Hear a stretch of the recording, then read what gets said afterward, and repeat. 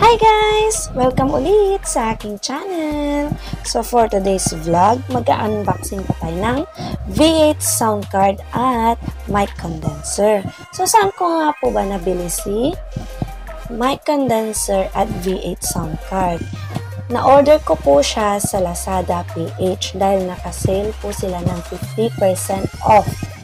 Ayan.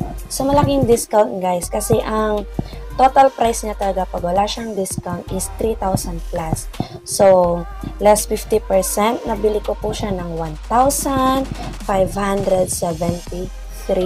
So, titignan natin guys kung sulit ba talaga yung pinambili natin sa ating V8 sound card at mic condenser. So, unahin na po natin ang ating V8 sound card. So, ito siya guys. Yan po siya. Ganda yung pagkaka-package niya. Buksan po natin. Ayan. Ang ganda po. Ayan. May tatlo po siyang cords na kasama. USB cords. 1, 2, and then 3 USB cords. And then, ang ating mismong V8 sound card.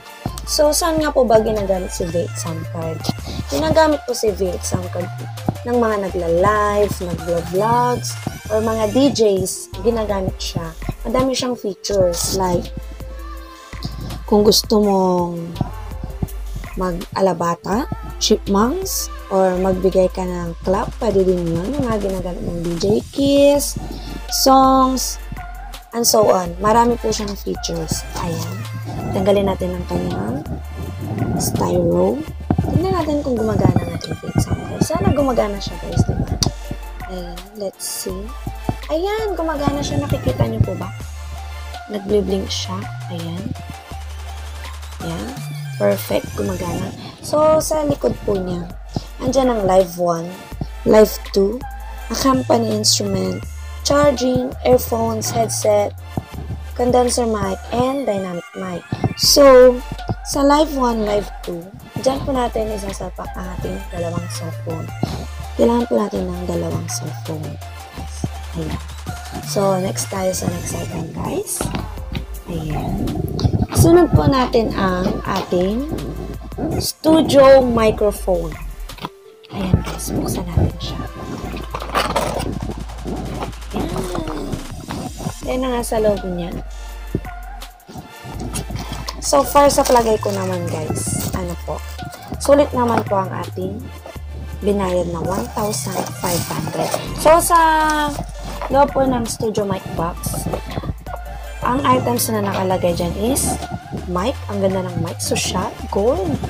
Ayan yung foam ng mic kung gusto nyo namang, para hindi manakaw ng ating mic. Charot. Maganda siya, guys. Ayan. As you can see, maganda yung pagkakagawa nila. Sulit na sulit ko yung pagkakabili natin sa 1,500. So, ito yung cord ng mic, guys. And then, yung holder ng mic para hindi siya magalaw. Saan natin? Bagong-bago to. Fresh from Lazada. Lazada baka naman.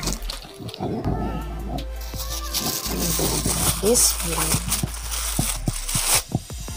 Dito siya siguro guys. Hindi ko pa siya alam i-assemble kasi hindi pa ako marunong mag-assemble. Pero kakayanin natin, i-assemble natin yan. Next one is pop shield. Ayan. Alam naman natin na mostly ang gumagamit ng pop shield is yung mga singers.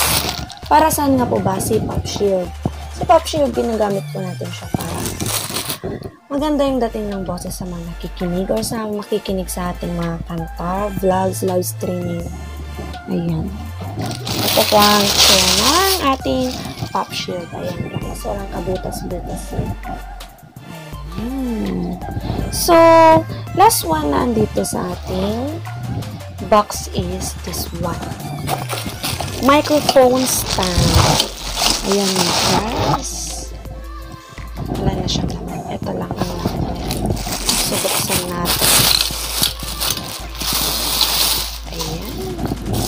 So, ito ang kanyang laman para sa ating microphone stand box. Ayan. Pwede yung stand guys. And then, siguro ito dito siya. Hindi pa ma-assemble na yun.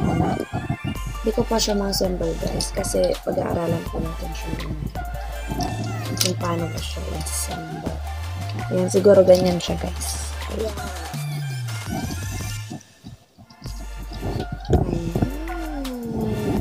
Ayan na po diba guys? Sulit po ba ang pinabili natin na 1,500? Comment your reaction down below.